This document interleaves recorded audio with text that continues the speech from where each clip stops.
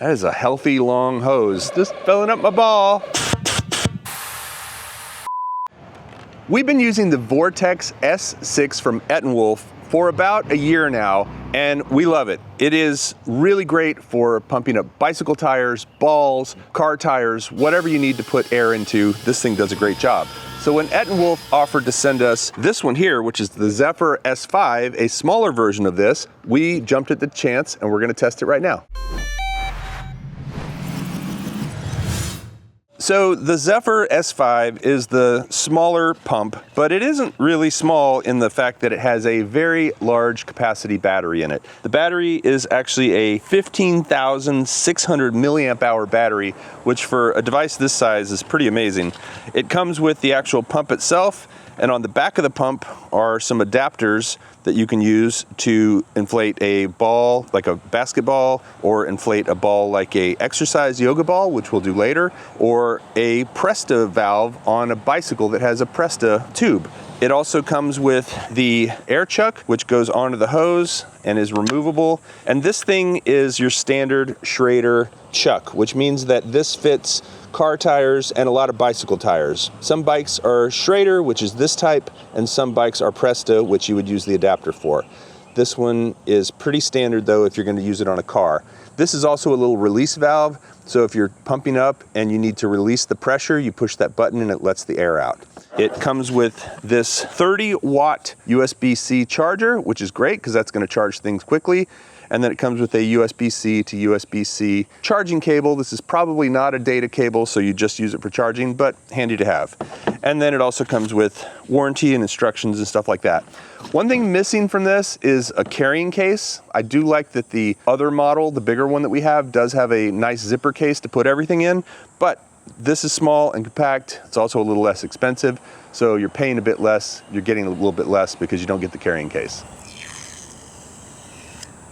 So as you can see, there's buttons right on the top. They're very nice rubbery buttons.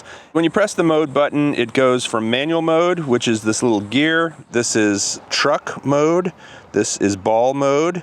You can do bicycle mode. It recommends 22 PSI, but of course you can turn that up to whatever you want. And then you can put it into motorcycle mode and then car mode. Also, you can change the units that you're using. So right now it's in PSI, which is pounds per square inch, which is pretty standard. There's also the KPA and bar units of measurement. I'm gonna leave it in PSI because that's what I understand. There's a plus and a minus for turning the PSI up and down. And then there's also this light button that turns on this light in front. It's kind of bright out today. I don't know if you can see it, but it is definitely a bright light. It also has a flicker mode. And on the back, you've got 2 USB ports. This is a USB-C for actually charging this device with the included charging cable and 30-watt charger. And then this is a USB-A for charging other devices. A couple of other things about the Zephyr S5. It is very well made. They have these nice little rubber grips on the bottom. The handle feels really solid. I mean, it's plastic, but it's like a really solid plastic. It doesn't feel like it's gonna fall apart. I still want to get a nice little case for it, something padded to protect it, but that's just me. I also want to say that the screen is very bright when you turn it on. It's got a nice display so you can really see it well. It has an active cooling system in it, so as it's running, it's doing a lot of work and it's going to keep it cool and not overheat when you're trying to inflate a tire outdoors. And finally, it's going to have a auto shut off, so if you get to the PSI that you need, it will actually turn off at that PSI. So this tire is currently at 32 PSI and it's supposed to be at 37 according to the inside of the door. So I'm going to go ahead and inflate it to 37 PSI. So you put that on and turn it on, and we'll go to mode, car mode, and I will increase it up to 37. Also, this is supposed to be plus or minus 1 PSI of accuracy. So actually it's reading 35.5 right now. So let me just go ahead and start it.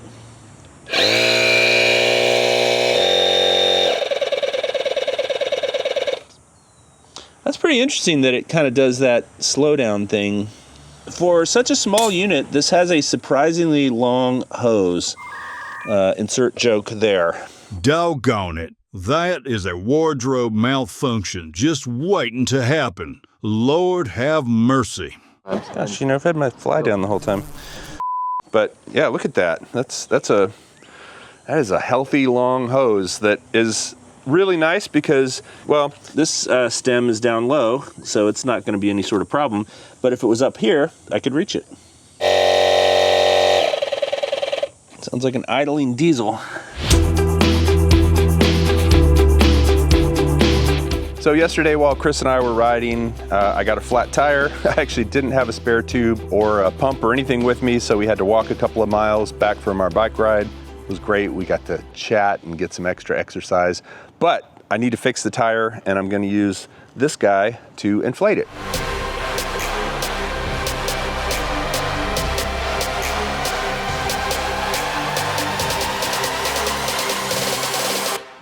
Hey, you been Etenwolf?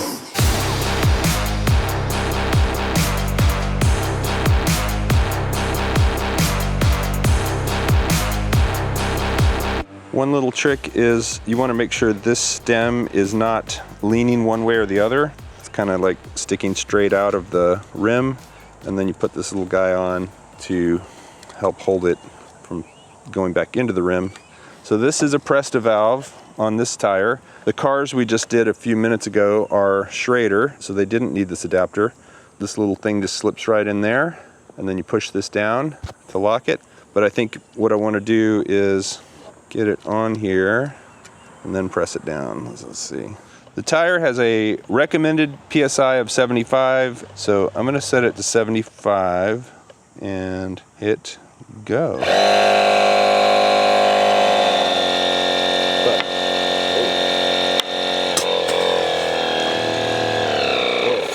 So what you were hearing was the tube kind of popping into place.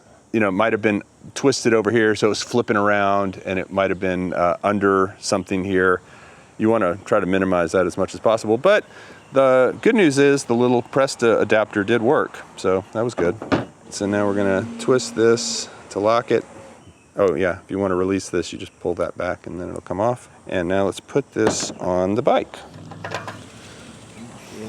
No excuse not to ride now, other than the fact that I don't have a helmet on. Safety first. I want to talk about a few differences between the Zephyr S5 and the Vortex S6. First of all, size and weight. This one's lighter and it is also smaller.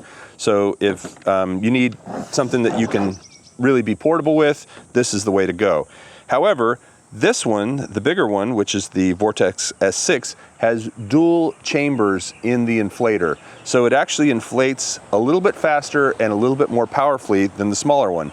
We haven't had any problems inflating anything with the smaller one, but just know that this one should inflate a little faster because of the dual chambers.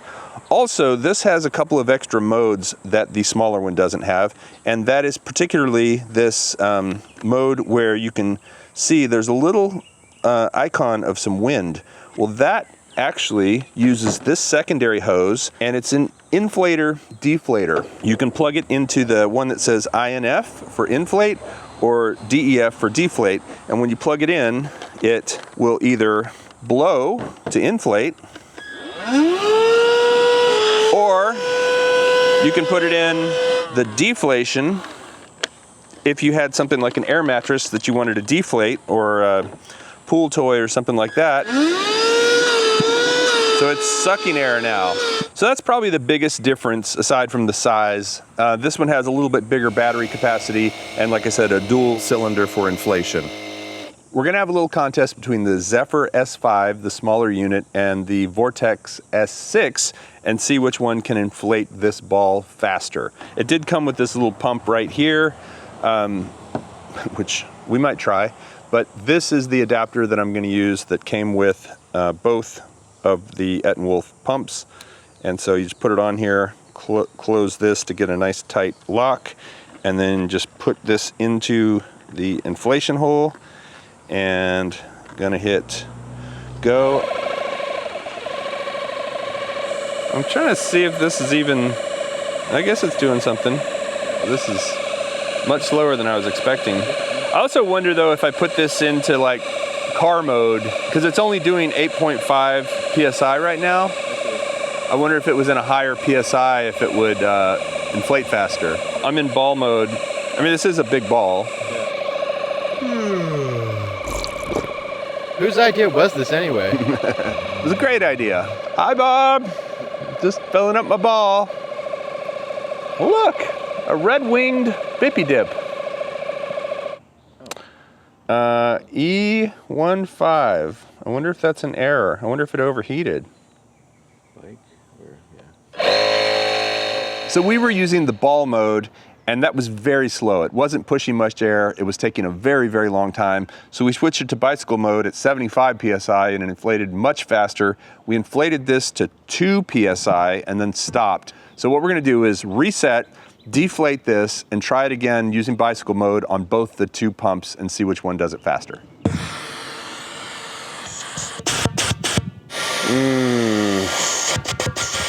Ball air. I mean, I guess we could use the suction device on this guy. Put it in here and turn it on. Yeah, it seems like this was... That was more efficient. more satisfying. Looks like you have a really rough day there. Yeah, Chris has been here all day. I'm exhausted. Okay, that seems pretty deflated. Sad ball. All right, here we go and start.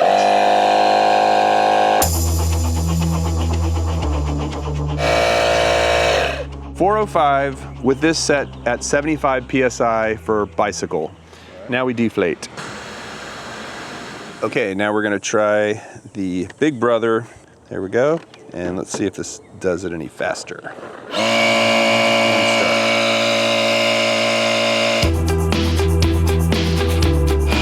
Yeah, that's feeling about like the other one did. So stop, 328. So about 30 seconds faster. At what point does it stop bouncing? Just goes splat. Okay, so now we're gonna try this hose, which is called the high flow hose. And it has this little nozzle to kind of push it down to a point. And I think you can put that point inside the ball and lock it in. We're gonna switch it over to the wind mode and go and go.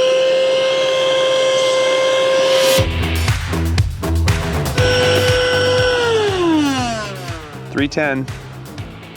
So it was faster. So this wasn't really meant to be an overall comparison of these two, but the Zephyr S5 did great.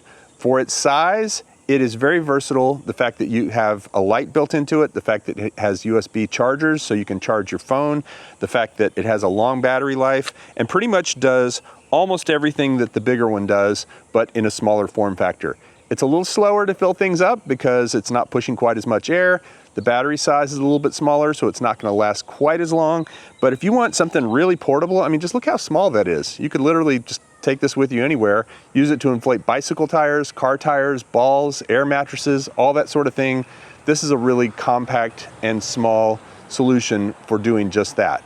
If you are looking for one that has a little more oomph and can inflate things a little faster, maybe something to keep around the house, this is a great option right here, especially since it has this extra high flow hose. But for me, this is the one I'm planning to take camping with me so that I can inflate my bicycle tires when we go bicycle riding on our camping trips, use it as a light, and also use it to recharge my phone if I need to do that. So whichever one you choose, it sure beats pumping up a ball manually. Hope you enjoyed this video. Thanks again to Etenwolf for sending both of these to us. We would love to see what you think. Leave a comment below if you have any questions. We'll try to get back to you with an answer, and thanks for watching. Can I assume that's a boy? Why are you so It's blue. why are you so old-fashioned, Chris? Sorry. It's a they them. It's a ball. Oh. It's an it.